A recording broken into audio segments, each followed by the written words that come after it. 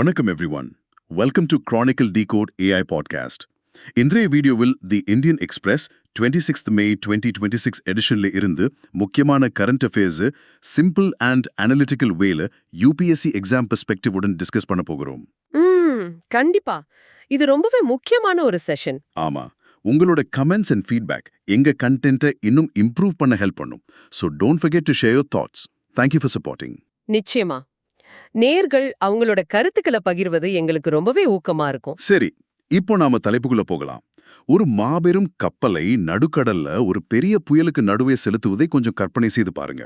ஓ, கேட்கவே கொஞ்சம் பதட்டமா இருக்கே. ஆமாங்க, வெளியே பிரம்மாண்டமான அலைகள் கப்பலை தாக்குது. உள்ள பாத்தீங்கன்னா என்ஜின் அறையில சிறு சிறு கசிவுகள் உருவாகுது. இதற்கிடையில கப்பலை இயக்கும் மாலுமிகளோட வயதும் கூடிக்கொண்டே போகுது. கரெக்ட். அதாவது நீங்க இப்போதே இந்தியாவோட நிலைமைய அந்த கப்பலோட ஒப்பிடுறீங்க இல்லையா? சரியா சொன்னீங்க. இந்த ஆழமான அலசல்ல நாம பார்க்க போற தரவுகள் சும்மா மேலோட்டமான செய்திகள் கிடையாது.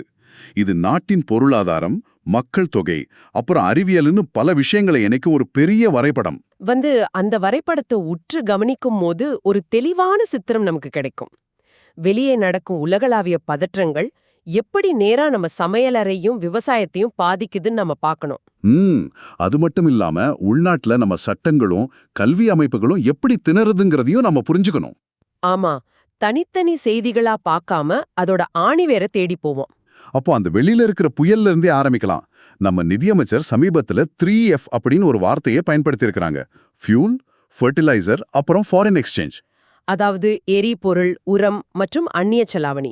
இது மிகப்பெரிய மேக்ரோ எக்கனாமிக் சவால். கரெக்ட். இதுல எனக்கு ஆச்சரியம் என்னன்னா, நாம விவசாய நாடுன்னு பெருமைப்படுறோம். ஆனா உரம் இறக்குமதிக்காக இந்தியா செலவிடும் தொகையை பார்த்தா தலை சுத்துது. நிலைமை அவ்வளவு நெருக்கடியா இருக்கா என்ன? பாத்தீங்கன்னா எண்களை பார்த்தாலே உங்களுக்கே நிலைமையோட தீவிரம் புரியும். 2025-26 நிதியாண்டில் மட்டும் இந்தியா சுமார் 28 மில்லியன் டன் உரங்களை இறக்குமதி செஞ்சிருக்கு. 28 மில்லியன் டன்னா? இதுக்கான செலவு எவ்வளவு ஆகியிருக்கும்? இயற்கை எரிவாயு, அம்மோனியா மாதிரி மூலப்பொருட்களையும் சேர்த்து பார்த்தா கிட்டத்தட்ட 27.2 பில்லியன் டாலர் செலவாயிருக்கு. அடேங்கப்பா, ஒரு நடுத்தர குடும்பத்துல மளிகை செலவு திடீர்னு எகிரினா எப்படி இருக்குமோ அது போலதான் இதுவும். ஆமா, யூரியா அல்லது DAP உரம் தயாரிக்க அதிக அளவுல இயற்கை எரிவாயு தேவை. இப்ப மேற்காசிய போர் காரணமா சப்ளை செயின் பாதிக்கப்படும் போது விலை பன்மடங்கு ஏறுது. ஓ, அப்போ நம்ம விவசாயிகள் வயல்ல போடுற உரத்தோட விலைக்கும் ஏதோ ஒரு வளைகுடா நாட்டுல நடக்கிற புவிசார் அரசியலுக்கும் நேரடி தொடர்பு இருக்கு. கண்டிப்பா. இதத்தான் நிதி அமைச்சர் 3F சவாலாக சொல்றாங்க. அது மட்டுமா, நம்ம உற்பத்தி துறையும் இந்த இறக்குமதி வரையில சிக்கியிருக்கு. அப்படியா? எந்த துறையில சொல்றீங்க? ஏப்ரல் மாத தரவுகளை பாருங்க. இந்தியா இப்போ முடிக்கப்பட்ட எஃகு, அதாவது ஃபினிஷ்டு ஸ்டீல் வர்த்தகத்துல ஒரு நெட் இம்போர்ட்டரா மாறிடுச்சு. ஒரு வளரும் கட்டமைப்பு நாடு இரும்ப ஏற்றுமதி செய்யறதை விட இறக்குமதி செய்யறது கவலைக்குரிய விஷயம் தானே? நிச்சயமா. இன்னொரு பக்கம் நம்ம பாரம்பரிய தொழிலான ஜவுளித்துறை. உலக சந்தையில பருத்தியோட விலை 10% வரைக்கும் கடுமையா உயர்ந்திருக்கு. இதனால உள்நாட்டு உற்பத்தியாளர்கள் ரொம்ப பாதிக்கப்படுவாங்களே. கரெக்ட். அதனாலதான் ஜவுளித்துறைய காப்பாற்ற வேறு வழியின்றி அக்டோபர் வரை பருத்தி இறக்குமதி மீதான 11% வரைய அரசு நீக்கியிருக்கு. இதுல எனக்கு ஒரு பெரிய சந்தேகம் வருது. இறக்குமதி செலவு ஒரு பக்கம் கூடுது, சரி.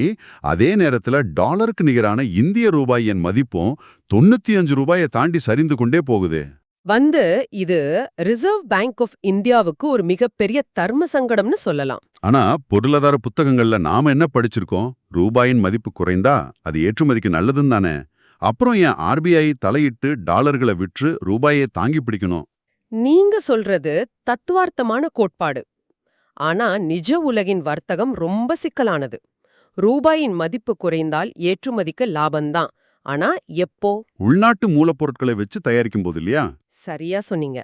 ஆனா நடைமுறை யதார்த்தம் என்னன்னா, இந்தியாவோட ஒட்டுமொத்த ஏற்றுமதியில கிட்டத்தட்ட 40% நாம் இறக்குமதி செய்யும் மூலப்பொருட்களையே நம்பியிருக்கு. ஓ, அப்ப ரூபாய் மதிப்பு சரிந்தா அந்த கச்சா பொருட்களை வாங்க அதிக ரூபாய் கொடுக்க வேண்டி வரும். ஆமா, அதனால ஆரம்பகட்ட மூலப்பொருள் செலவு அதிகமாயிடும். இன்னொரு முக்கிய பிரச்சனை, வெளிநாட்டு முதலீட்டாளர்கள். அவங்க லாபம் குறையும்னு முதலீட்டை வெளியெடுப்பாங்களா? கரெக்ட். ரூபாய் மதிப்பு தொடர்ந்து சரிந்தால் டாலர் மதிப்புல உங்களுக்கு கிடைக்கும் லாபம் குறையும். போர் தொடங்கியதிலிருந்து சுமார் 24 பில்லியன் டாலர் முதலீடுகள் இப்படி வெளியேறியிருக்கு. அதனாலதான் ஆர்பிஐ தன்னிடம் உள்ள அந்நிய செலாவணி கையிருப்பிலிருந்து டாலர்களை விற்று ரூபாயை காப்பாற்றுது. ஆமாங்க, ஆர்பிஐ சந்தையில ஒரு பெரிய கடற்பாசி மாதிரி செயல்படுது. புரியுது. பொருளாதார போர் ஒருபுறம் இருக்கட்டும், மேற்காசிய போரை பத்தி பேசணும். இதை சமாளிக்க டெல்லியில நடக்கும் குவாட் வெளியுறவு அமைச்சர்கள் மாநாடு எப்படி உதவுது? இந்த குவாட் மாநாடு பாத்தீங்கன்னா ரொம்ப முக்கியத்துவம் வாய்ந்தது. அமெரிக்கா, ஜப்பான், ஆஸ்திரேலியா மற்றும் இந்திய வெளியுறவு அமைச்சர்கள் முக்கியமா கடல்வழி பாதுகாப்பை தான் விவாதிக்கிறாங்க. முக்கியமா அந்த ஹார்மோஸ் நீர்ச்சந்தி பத்தியா? கரெக்ட். உலகின் 1/3 கச்சா எண்ணெய் இந்த மிக குறுகிய கடல்வழி பாதை வழியா தான் வருது. இது அடைக்கப்பட்டால் உலக பொருளாதாரமே ஸ்தம்பிட்டு விடும். உலக பொருளாதாரத்தோட மூச்சு குழாய்னு இதை சொல்லலாம். அது அடைக்கப்பட்டா நமக்கு மூச்சு திணறும். ஆமா, எரிசக்தி மட்டுமில்லாம செமிகண்டக்டர் சப்ளை செயின் சீரா இயங்கவும் இந்த கடல் வழிகள் திறந்திருக்கணும். சர்வதேச அளவுல கடல் நீர் பாதையை பாதுகாக்க இவ்வளவு மெனக்கிடுறோம் நாம, உள்நாட்டுல நதிநீர் பிரச்சனைகளை கையாள திணறது ஒரு பெரிய முரண்பாடுங்க. நீங்க டெல்லியில நடக்கும் தண்ணீர் பிரச்சனையை சொல்றீங்கன்னு நினைக்கிறேன். ஆமா, ஹீட் வேவ் காரணமா டெல்லியில வஜ்ராபாத் நீர்த்தேக்கத்தின் நீர்மட்டம் ரொம்ப குறைஞ்சிடுச்சு. அது ஒரு கவலைக்குரிய விஷயம். இதனால அடுத்த 4 வாரங்களுக்கு ஹரியானாவிடமிருந்து கூடுதல் யமுனை நீரை டெல்லி கேக்குறாங்க. ஆனா ஹரியானா தரப்புல ஒரு முக்கியமான குற்றச்சாட்டு வைக்கப்படுது. ம் டெல்லியோட தண்ணீர் விநியோக கட்டமைப்புல உள்ள ஓட்டைகள் காரணமா சுமார் 20% தண்ணீர் வீணாகுதுன்னு ஹரியானா சொல்றாங்க. கசிவை முதல்ல சரி செய்யுங்க, அப்புறம் தண்ணீர் கேட்கலான்னு சொல்றாங்க. இது நம்ம முன்னாடி பேசின பொருளாதார கசிவு மாதிரி இருக்கு. ஆமாங்க, அமைப்புக்குள்ள இருக்கும் ஓட்டைகளை அடைக்காம வெளியிலிருந்து எதை கொண்டு வந்தாலும் அது வீணாகத்தான் போகும். சரி, இப்போ நாட்டை இயக்கும் மிகப்பெரிய மனித வளத்துல நடக்கும் பிரம்மாண்டமான மாற்றங்களை பார்ப்போம். மாலுமிகளோட வயது கூடுதுன்னு ஆரம்பத்துல பேசணும் இல்லையா? கரெக்ட். 2024ஆம் ஆண்டிற்கான சாம்பிள் ரெஜிஸ்ட்ரேஷன் சிஸ்டம், அதாவது SRS அறிக்கை வந்திருக்கு. இது நம்ம எதிர்காலத்தை ரொம்ப துல்லியமா காட்டுது. அந்த அறிக்கை என்ன சொல்லுது? பிறப்பு விகிதம் குறைஞ்சிருக்கா?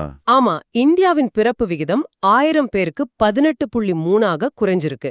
இதுல முக்கியமா கவனிக்க வேண்டியது டோட்டல் ஃபர்டிலிட்டி ரேட் எனப்படும் கருவுறுதல் விகிதம். இந்த TFR இப்போ எவ்வளவு இருக்கு? அது இப்போ 1.9ஆக குறைஞ்சிருச்சு.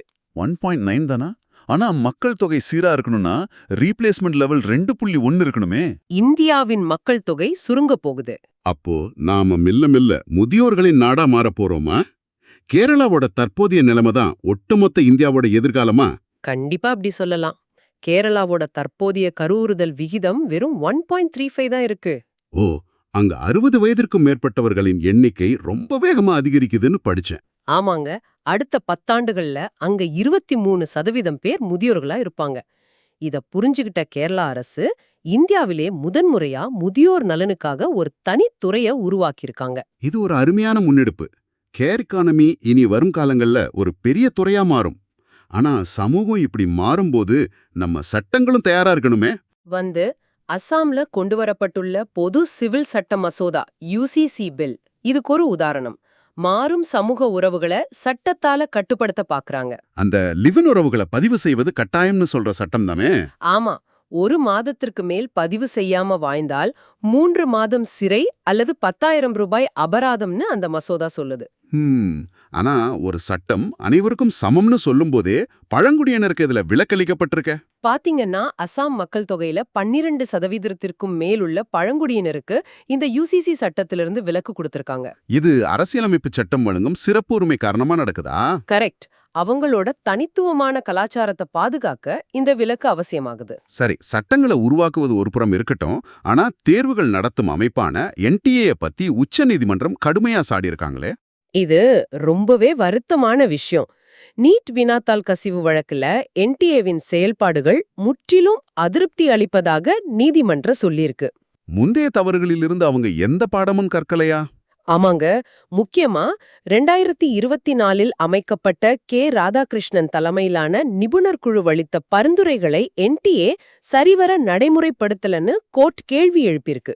அமைப்புக்குள்ளே இவ்வளவு கசிவுகள் இருக்கும்போது மாணவர்களின் பல வருட உழைப்பு வீணாகிடுதே.